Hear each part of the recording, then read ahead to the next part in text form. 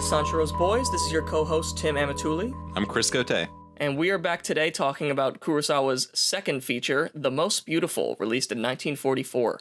So this is in the era of Kurosawa where he's making propaganda movies for the government. And 1944, the Japanese are still in the midst of fighting in World War II. This is the first of his propaganda films. It's weird that Sanshiro Sugata isn't a propaganda film because it's also made in the middle of the war. But I guess he had to prove himself as a competent filmmaker before they put him on propaganda shtick. Yes, he said in his book that you were pretty much only making pure entertainment movies that didn't have anything, like, I guess, politically going against them, or he was making state-sanctioned films for explicit propaganda purposes, like this one. Mm-hmm. That makes sense. All right. Sanshiro Sugata Part 2 is big time in this same mode. Yeah, I'm excited for that, to see how they adapt that into a propaganda story. Our loyal Himbo is gonna walk a dark path. Hell yeah. But today we're talking about The Most Beautiful. Kurosawa, he says that this movie holds a special place in his heart as like one of his early works. This movie is also where Kurosawa met his wife, Yoko Yaguchi, who plays Tsuji Watanabe, one of the main women in this film. And he said, quote, "It was my own story, but followed national policy and had very strong wartime coloring. In it, I wanted to portray women in a group, a kind of everyday documentary of their lives." And he said initially he actually got hired by the Navy to make a movie about the Zero planes, you know, like the main planes that were used by the Japanese. Wind Rises. At this point, you know, like 1943, 1944, the Japanese are pretty decisively losing. No one's really confident that they're going to win. And he said they literally couldn't spare the planes for him to be able to make the movie about the planes. Yeah, that's tough. It's not like a U.S. film where they could just have infinite war surplus to make a movie. Yeah, if you never stop having a war, then you always have wartime profits. Yeah, not the case here, though. That is interesting. Also, I guess if it was a Navy film, it would not have been about women. No, this is certainly a complete 180. Yeah, this is not your normal Kurosawa big beefy Mifunes fighting each other. It was nice to see more female leads in Kurosawa films, especially entirely female leads. It's like he took every potential female lead he could have in the future and put them all in the same movie. Yeah, that's exactly what it's like. After this, I mean, I haven't seen the rest of that, but I assume women are suspiciously absent from the remainder of his oeuvre. There will be films, but once he meets Toshiro Mifune, he never turns back. Yeah, and who would? He typically tends to have more of a overstated cinematic technique and approach to his films, but this one is a lot more grounded, I feel like a semi-documentary approach to the material. The film feels a little bit more in line with his contemporaries in that way. Yeah, I was almost thinking like some of the like conflicts that we're seeing here remind me of like an Ozu film or something like that, where it's just about like small interpersonal dramas that are not, you know, significant. There's no fighting or anything. Like it's just like when the girl misses her mother and she can't go home and stuff like that. Yeah, also like hanging on certain objects for a little bit, just them alone in the frame felt a little bit like it was inspired by Ozu. Yeah, I like how in every episode I'm going to make an Ozu reference. And you're like, I've seen Tokyo Story and that's it. Yeah. Well, anyway, yeah, let's get into the film. The Most Beautiful follows a group of women who live and work in an optics factory during World War II, making lenses for military weapons and vehicles. Wartime demand causes their managers to increase their daily quotas, 100% for men and 50% for women. Toshiro Watanabe, the leader of the women, advocates to her higher-ups that the woman can handle more work. Their efficiency fluctuates as different women fight to continue working despite their ailments so that they may do their duty. That's a pretty bare-bones summary of the film. I mean, that is what happens. It's a pretty bare-bones film. There are lots of, it's a pretty bare-bones film. Like, the efficiency fluctuates covers about an hour and 10 minutes of an hour and 30-minute film. And it's, you know, someone gets sick, things get bad. They boost morale by playing volleyball, which is cute. And there's like this whole climactic working scene where Toshiro Watanabe needs to work until 3 a.m. and it's killing her. And then she essentially gets spirit bombed by praying from the other girls and has the energy to work further. But yeah, that's the film. A pretty thin plot summary and a pretty thin plot. Yeah, it's certainly no hero's journey. It's just, it covers the period of time of increased production at this factory. I don't think they even show you the end of the production period. When we say their efficiency fluctuates, we mean it literally, because we see the graph of their efficiency constantly overlaid over footage going up and down and up and down. And that's how we know if they're actually doing what they're supposed to be doing. I was actually surprised by like the paper animated efficiency line that you see. I know, it reminded me of like Indiana Jones. Yeah, well, it reminded me of the SpongeBob Krabby Patty training video. And that's not the only thing about this movie that reminded me of that. Because in the beginning, it really feels like this is a training video for how to be a good worker. But it develops from there. But at the beginning, I was like, oh, this is going to be rough. But Kurosawa, I think, finds a way to make it cinematically bearable. Yeah, and just because it's a more understated plot doesn't mean that there isn't anything going on. Knowing that this is a propaganda movie, we're really using the characters more to display messages rather than to watch them go through arcs. I felt like the messages were pretty clear, and I think distinctly Japanese as well. Yeah, I actually had a lot of thoughts during this film. Maybe something I was going to get into later, but my big question during this film is, does this actually reflect a social reality in Japan? Do girls like this in factories like this actually work this hard? Or is this aspirational filmmaking that's trying to like model good behavior? Or is it like a bit of both? Because my thought was, if you showed this film, or if you made this film with American teenagers in the 1990s or 2000s when I grew up, they'd be like, that's fake. No one would ever think that way. So it was hard for me to tell, like, to what extent this extra reflects remarkable work ethic. The thing that's interesting with the making of this is that Kurosawa actually made these women live like this.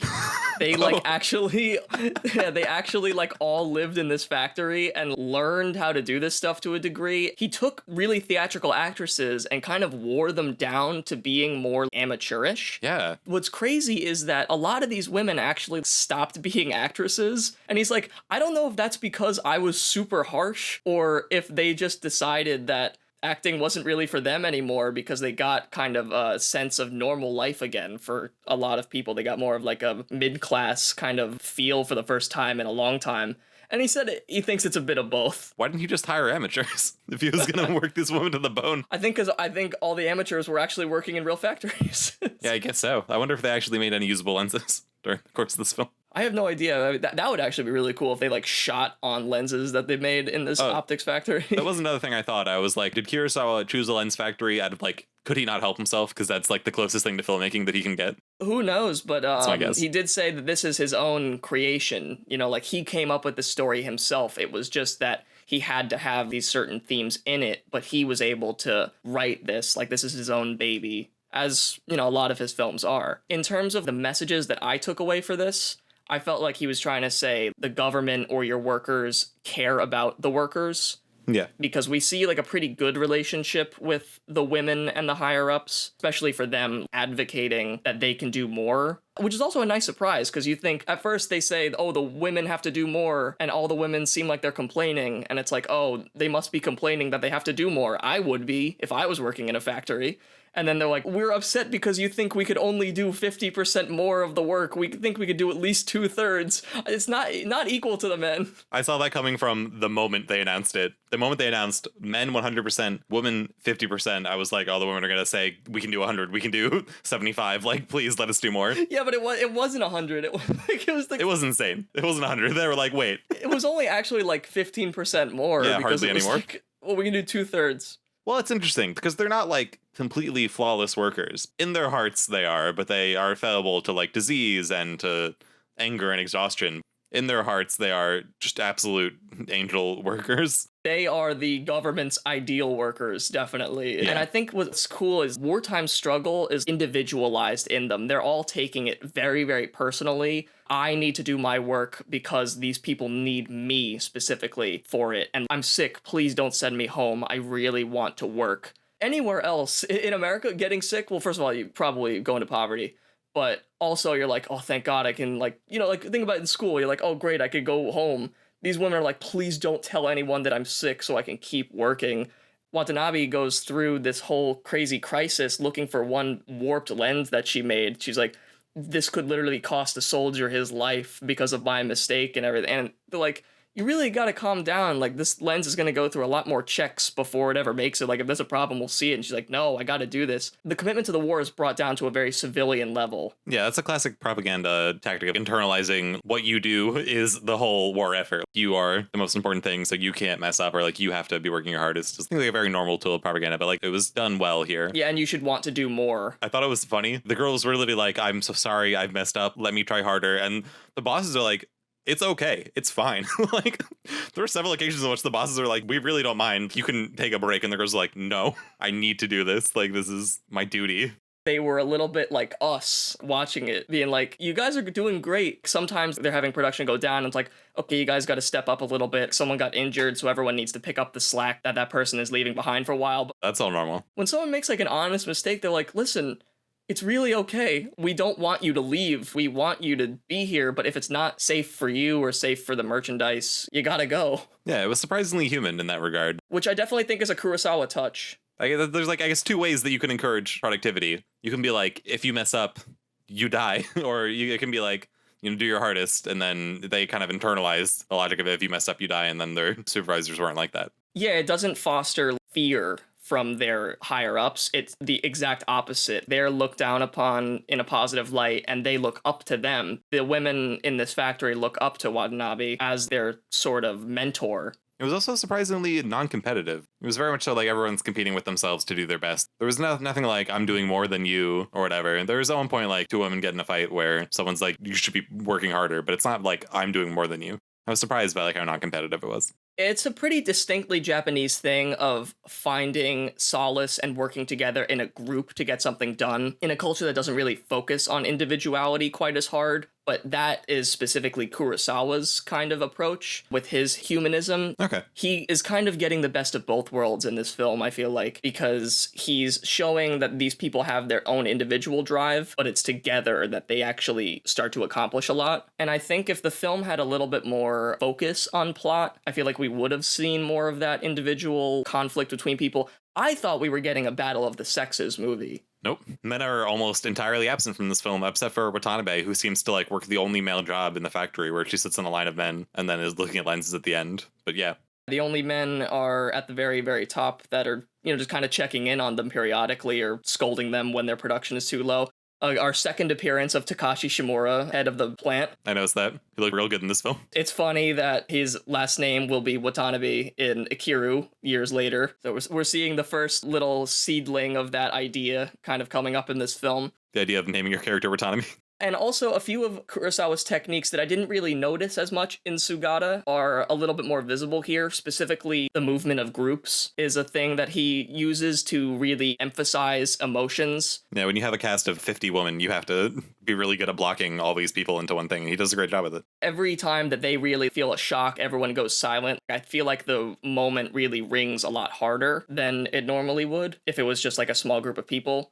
Also, I recall this from Every Frame a Painting, where he said that his movies are typically about groups of people that either come together or split apart. Here is like a kind of a group of, because there's not much conflict, it's like a group of people that are already together and then they continue to come together. Holding themselves together more. If only I could be so lucky. Oh, to be a woman working in a factory in 1944 Japan with all my friends. Yeah, never thought that would be what I would strive for, but honestly, they make it look really great. So in terms of propaganda, even though it's upholding a evil imperialist regime by a very bad man, it still looks pretty dope. Yeah, in terms of propaganda, this is not nearly as repulsive as it could have been. It's no Japanese triumph of the will. I'm sure an American equivalent would have been just so much more gross.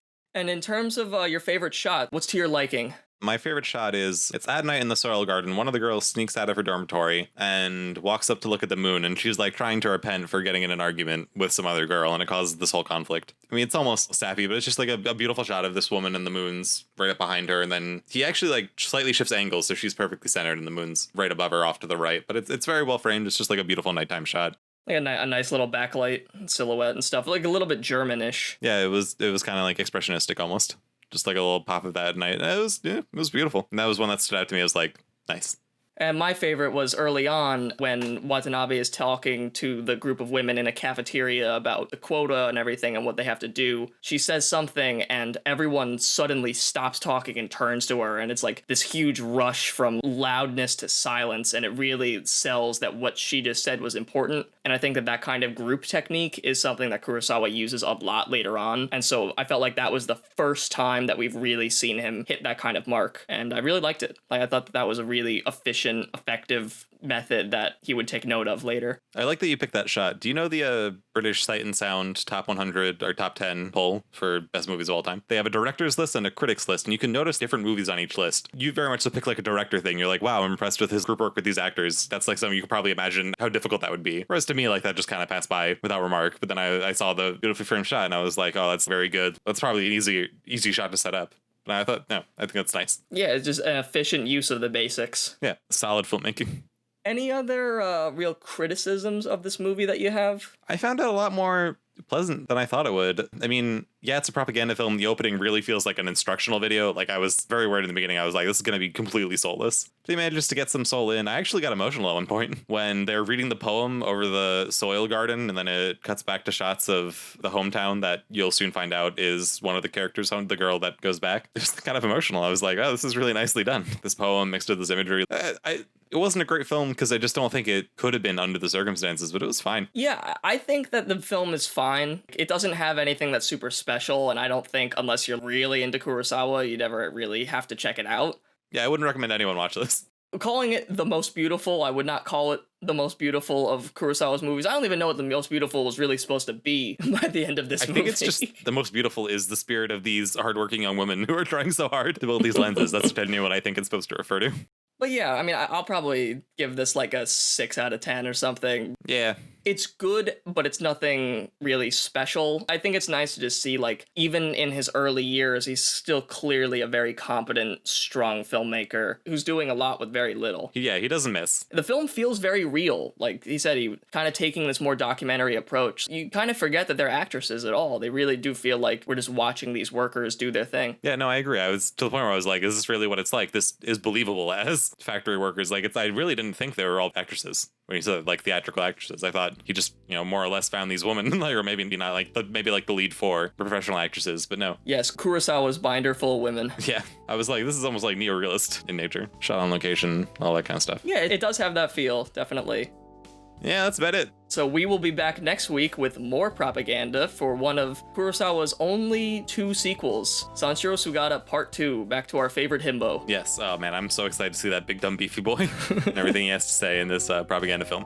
I doubt he's going to say much. He's not really one for words. That's true. Well, I'm excited to see him be big dumb and beefy. I'm excited to check it out again. I've seen it once, and I didn't remember it being great, but I do remember having a nice fight. Yeah. So that's always something to look forward to. Basically, you can count on Kurosawa to bring that in. Even at his worst, he's still the best. We'll find more about that next week. See you next time. Bye.